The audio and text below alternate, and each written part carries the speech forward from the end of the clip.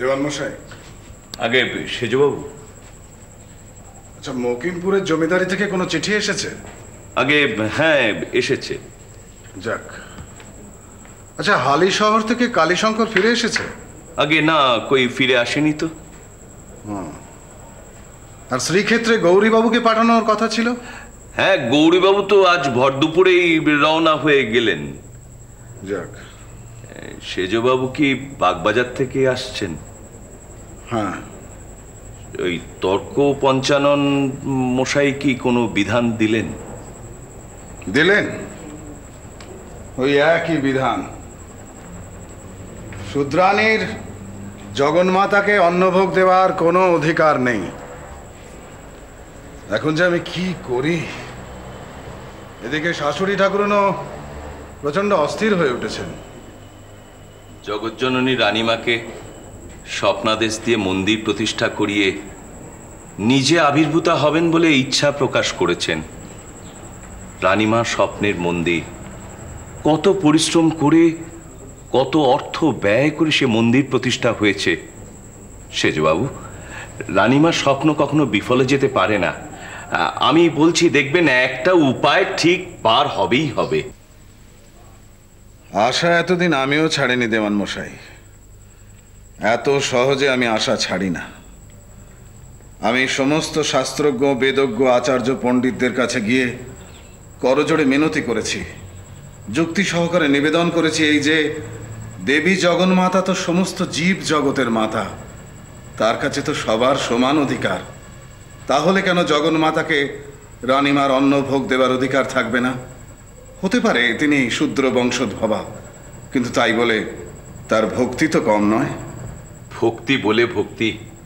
প্রজারা বলেন রানী রাসমণি শুধু তাদের রানীমাই নন, সাক্ষাৎ দেবী। একদিকে এই প্রজাদের মঙ্গলের জন্য ইংরেজকে তিনি নাস্তানাবুদ করেছিলেন, অন্যদিকে তার জমিদারির কাগজপত্রে মায়ের চরণে মাথা রেখে শিলমোহরে লিখেছিলেন কালীপদ অভিলাষী শ্রীমতী রাসমণি দাসী। ভাবুন দেখি, এই নজির কি ভূভারতে কখনো মেলে? আজ বড় ক্লান্ত লাগছে দেওয়ান মশাই। এত চেষ্টা শুধুমাত্র ব্রাহ্মণগণের বিধানে বিফলে যেতে বসেছে। মায়ের স্বপ্ন দর্শন তাহলে মিথ্যা হয়ে যাবে, মায়ের ইচ্ছা পূরণ হবে না। আপনি চিন্তা করবেন না সেজবাবু, একটা উপায় নিশ্চয়ই বার করা যাবে। মাঝে মাঝে আমার মনে ওই একই কথাই বলে দেওয়ান মশাই। মা যখন যা ইচ্ছে করেছেন, যা যা সংকল্প করেছেন, আমাকে বলেছেন, আমি তা ফলবতী করার চেষ্টা করেছি। কিন্তু আজকে ব্রাহ্মণরা তাদের বিধান দিয়ে আমাদের অনুরোধ নাকচ করে দিলেও মা যখন ইচ্ছে করেছেন তখন তা বিফলে যেতে পারে না। আপনি ঠিকই বলেছেন সেজবাবু। আসলে কি জানেন দেওয়ান মশাই, আমার নিজের শাশুড়ি ঠাকুরন বলে আমি বলছি না, কিন্তু মায়ের মধ্যে আমি এক বীরাঙ্গনা দেবী মূর্তি আর তার পাশাপাশি বরাভয় দায়িনী, অভয়দাত্রী এক নারী মূর্তিকে দেখতে পাই। মা যখন ইচ্ছে করেছেন। সেজবাবু, মহেশবাবু দেখা করতে চাইছেন। মহেশবাবু এত রাত্রে? না না, তুমি গিয়ে বলো সেজবাবুর এখন বিশ্রামের সময়। না না, পাঠিয়ে দে। মহেশবাবু যখন দেখা করতে চাইছেন এত রাত্রে, তার মানে কোনো জরুরি বিষয়। মহেশবাবু খুবই বুদ্ধিমান লোক। সেজবাবু, আরে এত রাত্রে? শুভ সংবাদ। শুভ সংবাদ? বিধান পাওয়া গেছে।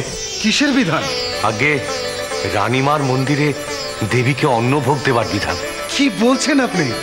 যে বিধানের জন্য আমি এক প্রান্ত থেকে আরেক প্রান্তে ছুটে বেরিয়েছি, সেই বিধান এক লহমায় আমার কাছে এসে হাজির। কত বড় সৌভাগ্য! আপনি বসুন, আপনি বসুন, খুলে বলুন ব্যাপারটা। সেজবাবু, আমি আপনাকে বলেছিলাম না, একটা উপায় নিশ্চয়ই বার হবে। তা কে বিধান দিলেন? আগে ঝামাপুকুর চতুষ্পাটি থেকে কামারপুকুর নিবাসী শাস্ত্রজ্ঞ ব্রাহ্মণ শ্রী রামকুমার চট্টোপাধ্যায় মহাশয়। উনি বলেছেন শাস্ত্র লঙ্ঘন না করে কর্মসমাধা করার পদ্ধতি আছে। কি পদ্ধতি? দেবী প্রতিষ্ঠার পূর্বে রানীমাকে ওই মন্দির কোনো সৎ ব্রাহ্মণকে দান করতে হবে। এবং তারপর তিনি সব হবে, সমস্ত হবে। আপনি এখন নিজে গিয়ে রানীমাকে বিধানটা শোনান। আসুন। আগে এত রাত্রে গেলে রানীমা আবার বিরক্ত হবেন না তো? বিরক্ত হবেন? আপনি জানেন না মহেশবাবু, এই গত 1 মাস ধরে কোনো রাত্রে রানীমা দু চোখের পাতা এক করতে পারেননি। নিদ্রাহীন চোখে, উৎকর্ণ হৃদয়ে শুধু প্রতীক্ষা করেছেন এমন এক বিধানের জন্যে। সেই বিধান এসেছে, কত বড় সৌভাগ্য! আপনি আর দেরি করবেন না, আসুন আসুন আমার সঙ্গে।